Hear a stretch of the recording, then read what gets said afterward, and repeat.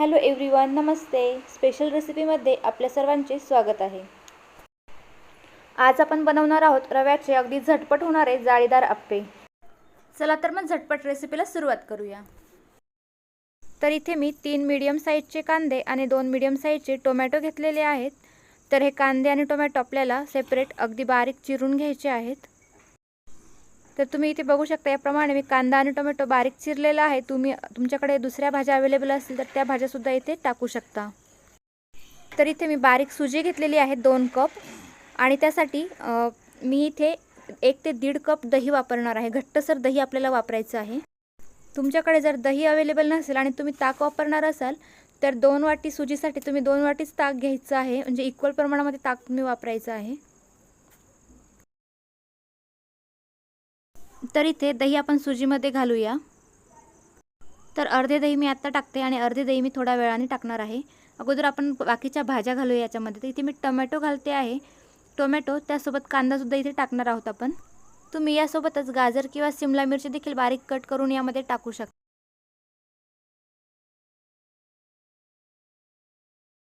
त्याचप्रमाणे आता इथे थोडीशी कोथिंबीर देखील आपण घालणार आहोत. आता हे सर्व मिश्रण आपण एकदा व्यवस्थित मिक्स करून घेऊया. आणि मगाशी आपण थोडंसं दही साईडला ठेवलं होतं, ते उरलेलं दही देखील आता आपण यामध्ये ॲड करणार आहोत.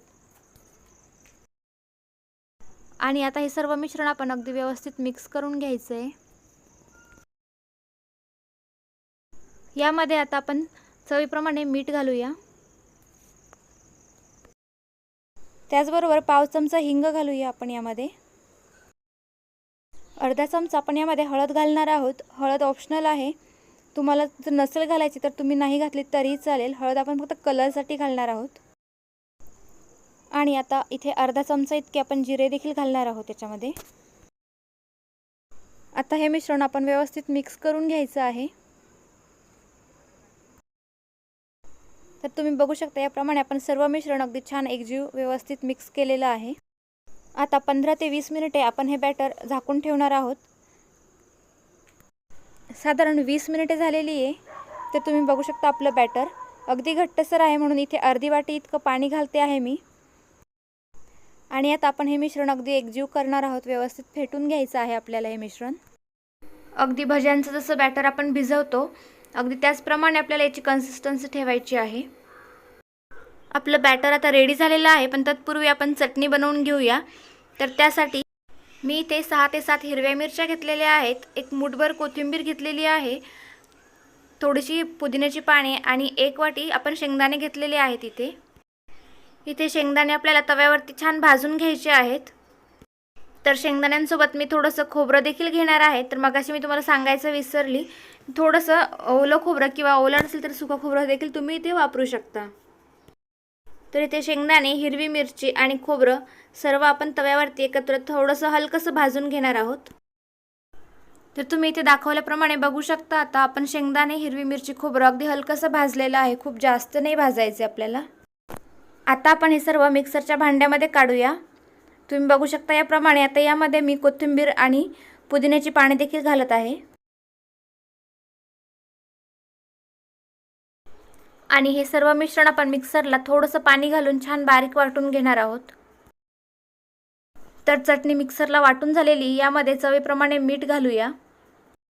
त्यासोबत यामध्ये मी 1 चमचा इतका गूळ पावडर घालते आहे. तुम्ही गूळ पावडर नसेल तर साखर देखील घालू शकता. यामध्ये आता आपण अर्धा लिंबाचा रस घालणार आहोत. आता आपण चटणीसाठी तडका तयार करणार आहोत.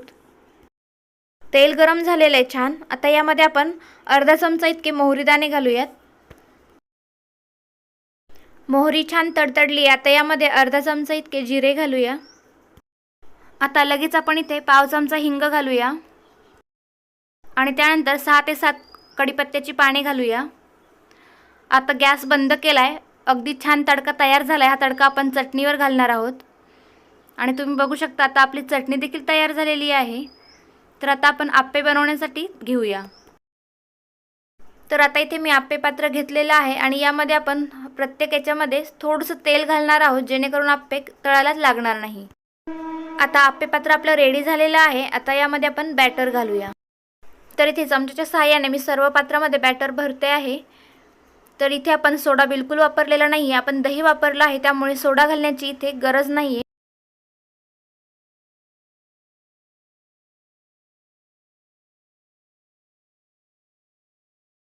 सर्व मिश्रण आपण आप्पे पात्रामध्ये आता भरलेलं आहे आणि आता गॅसवरती ठेवलेलं आहे आप्पे पात्र। गॅसची फ्लेम अगदी लो ठेवायची आहे। यावरती झाकण ठेवायचं आहे आणि 10 मिनिटे आपण झाकण ठेवून तसंच ठेवणार आहोत। त्यानंतर हे आप्पे पलटवून द्यायचे आहे, आपल्याला उलटून घ्यायचे आहे आणि त्यानंतर तुम्ही बघू शकता हे आप्पे 10 मिनिटानंतर आपण उलटवणार आहोत आणि त्यानंतर परत 10 मिनिटे झाकण ठेवणार आहोत। आप्पे पलटवल्यानंतर आपण आता यावरती झाकण ठेवणार आहोत आणि परत 10 मिनिटे वाफ काढणार आहोत, जेणेकरून खालची बाजू देखील अगदी छान तयार होईल। 10 मिनिट झालेले आहेत, तुम्ही बघू शकता आता आपले आप्पे दोघं बाजूंनी अगदी छान तयार झालेले आहेत। आता आपण ते एका प्लेटमध्ये काढूया।